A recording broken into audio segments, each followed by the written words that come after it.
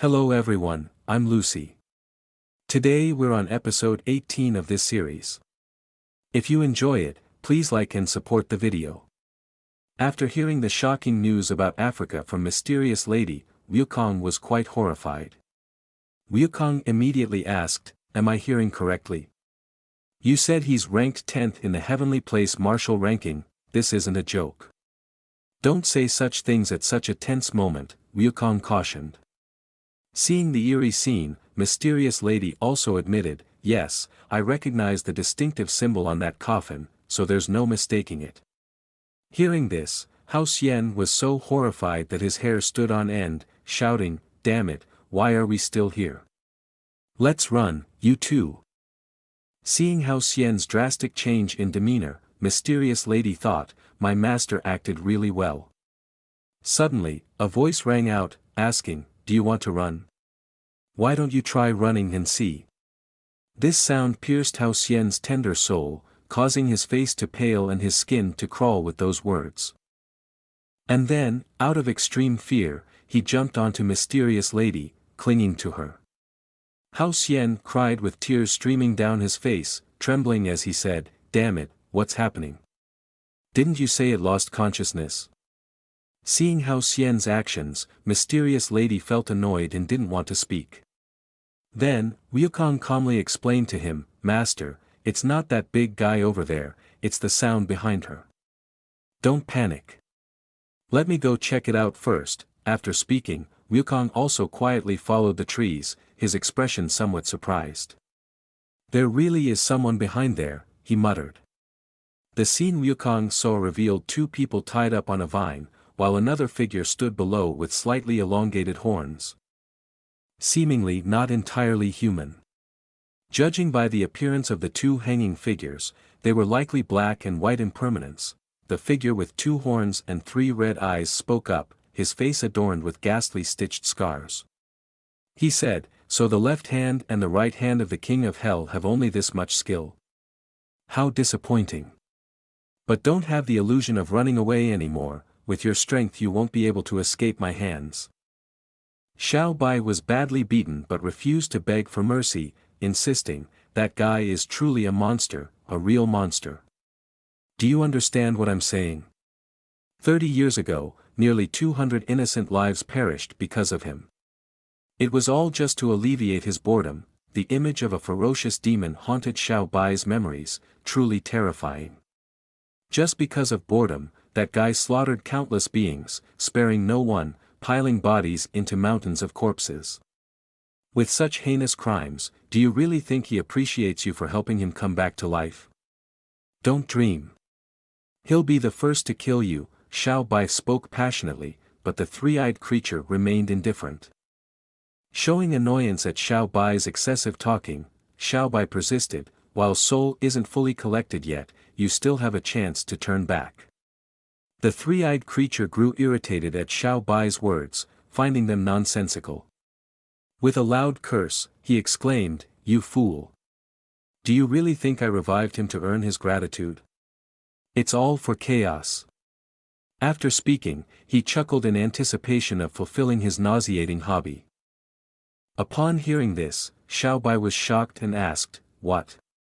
The reason he did all this was to make the world return to the beautiful moments of 30 years ago. "This little life of mine is not worth much money, a death worthy of my sacrifice."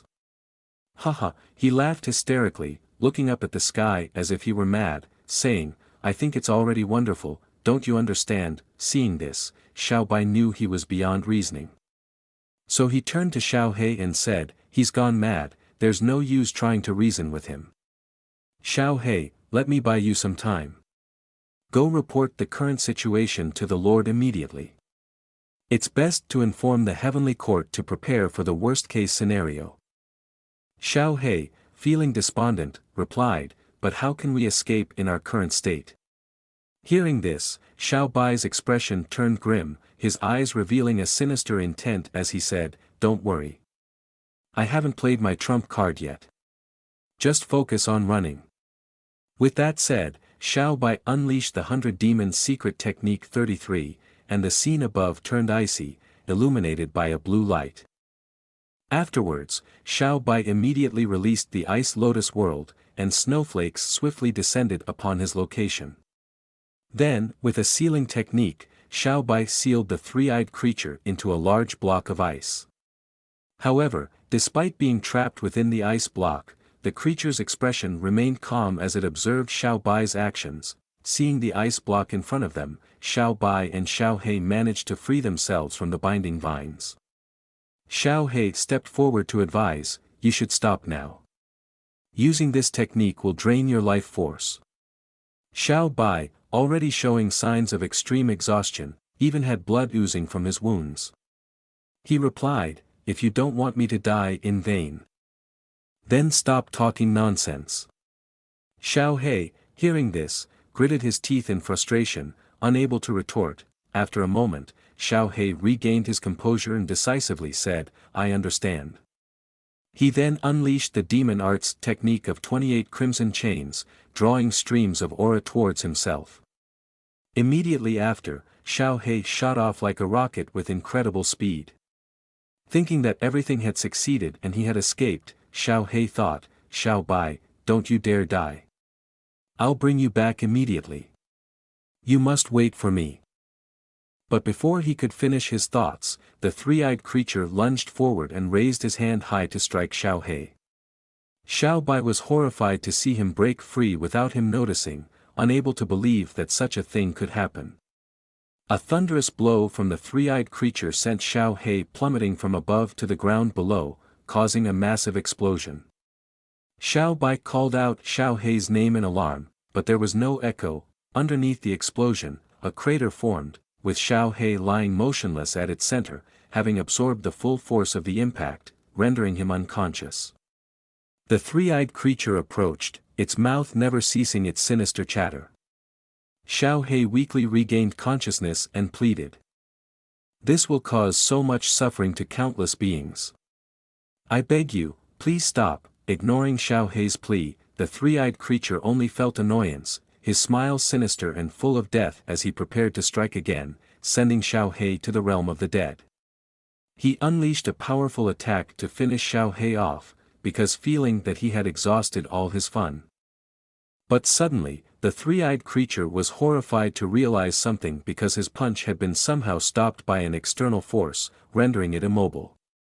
His fist remained frozen in place, and he trembled in fear, not understanding what was happening. At this moment, his body couldn't move anymore. Xiao Bai turned around because he seemed to recognize whose aura it was, none other than that of the little king of hell, their young master. He walked over, bitterly smiling at himself for arriving a bit too late. Meanwhile, on the other side, Hao Xian received a notification from the system, "Congratulations, host, for finding the target." Hao Xian looked on in astonishment and then asked, "Is he the little king of hell I'm looking for?" Hello everyone, it's Lucy here. If you enjoy the video, please like, subscribe, and comment with your feedback to support me. I sincerely appreciate it, thank you so much. Now, let's get into the content. After the appearance of the little king of hell, the three-eyed creature couldn't move, but because of this, he became even more enraged. He unleashed his raging aura and firmly declared, "You want me to stay still? You're not old enough for that. No one can stop me." Suddenly, Xiao He was startled, and a massive punch was aimed at him.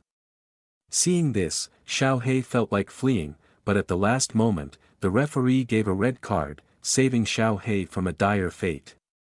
Still, Xiao He was terrified, his face drenched in sweat, and the three-eyed creature's fist remained immobile as before, unable to move. He stood there, glaring at Xiao He with frustration, unable to land a blow.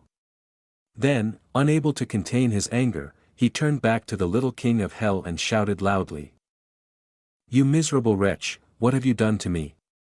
Don't play games with me, release me now." Hearing this desperate questioning, the little king of hell grimaced and said, "You've got it all wrong. I couldn't possibly do such a thing. It was Master Qi Lin who did it. Fighting is one thing, but killing is not commendable." Upon hearing the little king of hell's response, the three-eyed creature pondered, "This cowardly demeanor doesn't seem like him at all, but why is his surrounding aura so terrifying?" It makes me feel uneasy. But that's not the most important part. What's even more terrifying is the mention of Master Qilin by the little king of hell. If he's talking about that Qilin, then he's already a formidable opponent. I fear I may not be able to handle both of them. With these thoughts in mind, he turned back to the demon behind him and said, "Second deity, lend me a hand. There may be two of them, and I can't handle them alone." Hearing his call, the second deity also seemed to awaken from a deep slumber. At that moment, the coffin hanging from the second deity's abdomen slipped out, leaving a gaping hole in its belly. The deity stretched out and let out a terrifying roar, and its vines and roots were covered in a deadly aura as it lunged towards the three-eyed creature. The creature stood below, mouth agape, ready to absorb the deity into itself. After completing the absorption, it let out a loud cry, saying, "With us, two becoming one, we shall reign supreme." Its face split into two halves, one belonging to itself and the other to the deity. Its aura surged, boosting its confidence immensely. Then, the three-eyed creature took a step forward and, with a solemn tone, uttered a threatening phrase. "Are you ready to meet your demise?" But then, in an anticlimactic twist, it froze in place after taking just one step, unable to move any further. Its aura of death dissipated, leaving it bewildered and motionless. Frustrated and enraged, it cursed, "This is ridiculous. Why can't I move? What kind of deity are you, anyway?" In its anger, it stood there, tears streaming down its face. "Don't play games with me like that. Who are you really?" the little king of hell demanded, waving his hand dismissively. "I'm just a lowly underworld servant, and all of this is Qilin's doing. Why won't you believe me? Or do I need to show you something to make you believe?" With that, the little king of hell extended his hand, dispersing spiritual energy around him. Suddenly, a giant figure of Qilin, with sharp claws, appeared and grabbed the three-eyed creature. Shocked, the creature almost wet himself and exclaimed, "What in the world? Is this the legendary Qilin mythical beast? I've lived for so many years and only heard about it in fairy tales," feeling the surge of Qilin's power. The creature realized that even if it merged with the second deity, it wouldn't withstand a single blow. Therefore, it quickly pondered how to escape. It decided to wait until its senior revived to save itself, so it turned to the little king of hell and begged, "Big brother, I know I was wrong. Can you forgive me?" Hearing this, the little king of hell promptly refused. "Sorry, but that won't do. My father has given orders, but your father isn't here." "Give me a chance to start over," replied the little king of hell. "Even so, I can't. My father has spies everywhere. If I let you go, he'll punish me," explained the little king of hell. Watching them banter, Hao Xian sweated profusely. The power of the 10th martial ranking was truly terrifying. Fortunately, this little king of hell seemed to possess formidable strength. However, before he could fully rejoice, the mysterious lady poured cold water over him. "No, master, that great figure hasn't even used a fraction of his power yet. Everyone, except you, must remain still. I can assure you of that. As for you, master, I'm not so sure," she warned. Hearing this, Hao Xian felt as if lightning had struck him. His hopes were shattered, and fear overwhelmed him. Thinking he had narrowly escaped disaster, he now realized he had played too big a game this time. Disheartened, he murmured, "How terrifying. Just the 10th rank and it's already this scary." While he was still in turmoil, Wukong burst forth with a resolute spirit and declared, "Master, this one is too strong. I'm itching for a fight," exclaimed Wukong, eager for battle. Seeing this, Hao Xian shrugged and said, "All right, give it a try, but be careful." With Hao Xian's permission, Wukong dashed forward at lightning speed. On the other side, the little king of hell also sensed a dangerous aura approaching rapidly.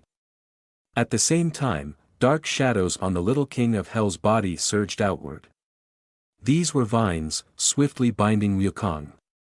Though Wukong admitted the opponent's strength, he refused to give in, summoning a sphere of golden light with his hand, Wukong tapped into the power of the realm. The golden light infused his body, creating a protective barrier.